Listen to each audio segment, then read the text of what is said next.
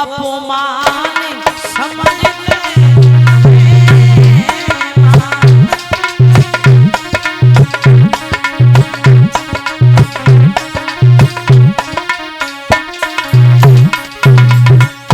मैंने देखा कई जगह बूढ़े माँ बाप रो रहे, ऐसी संतान से तो बिगड़ संतान के अच्छे थे।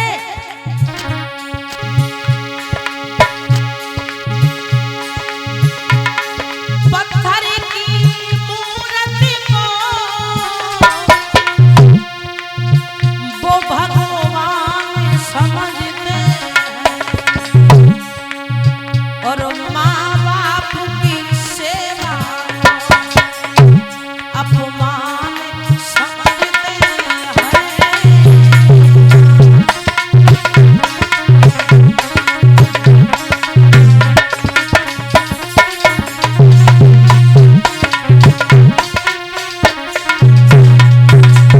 बोलिए गोविंद भगवान की। तो अपने भाइयों से कहेंगे कि अपने माता पिता का सम्मान करें, माता पिता का ख्याल रखें, माँ बाप की सेवा करें, क्योंकि उन्होंने तुम्हें इसीलिए पैदा किया है कि बुढ़ापे पे उनका सहारा बन सको। तो भाइयों का ये कर्तव्य है, तुम्हारे घर में अगर बूढ़े माँ बाप हैं तो वो दुखी ना हो पाए। अपनी पत्नी से कहें, कहीं कहीं ऐसे और मामला बिगड़ता है कि अगर बेटा माँ की या बाप की पक्ष लेता है तो बीवी ताने मारती है, बहुत माँ बाप की बड़ाई करते, बहुत माँ बाप के सगे हो।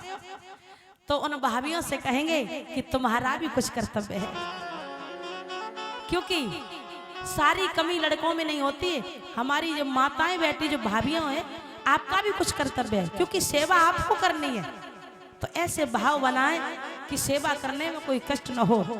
इस प्रकार से सेवा करना कि ये तुम्हारे माता पिता हैं, क्योंकि सेवा सबसे बड़ा कर्म है, सेवा का कर्म सबसे बड़ा है।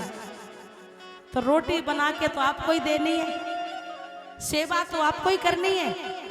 तो महाराज भाइयों से कहेंगे कि दोनों पक्ष को लेके चलें, ऐसे चलें कि हमारी माँ भी दुखी न रहे और हमारी बीवी को भी कष्ट न हो। दोनों को खुश रखना भाइयों का कर्तव्य है कि हमारी बीवी भी प्रसन्न रहे और माँ भी खुश रहे, वो घर स्वर्ग बन जाता है। जिस घर में माँ भी प्रसन्न है, बीवी प्रसन्न है, वो घर स्वर्ग के समान होता है। तो भाइयों से यही कहेंगे, इतना प्रयास करके रखें कि बीवी भी मेरी खुश रहे और माँ भी खुश रहे। सारी जिंदगी बीवी को खुश करने में ही लगे रहे और माँ पिता को खुश ना कर पाया तो कोई मतलब नहीं, या माँ बाप को खुश इतना कर दिया बीवी दुखी रही तब भी कोई मतलब नहीं। बीवी को भी खुश रखो, माँ बाप को भी खुश रखो, तभी आपका कल्याण है।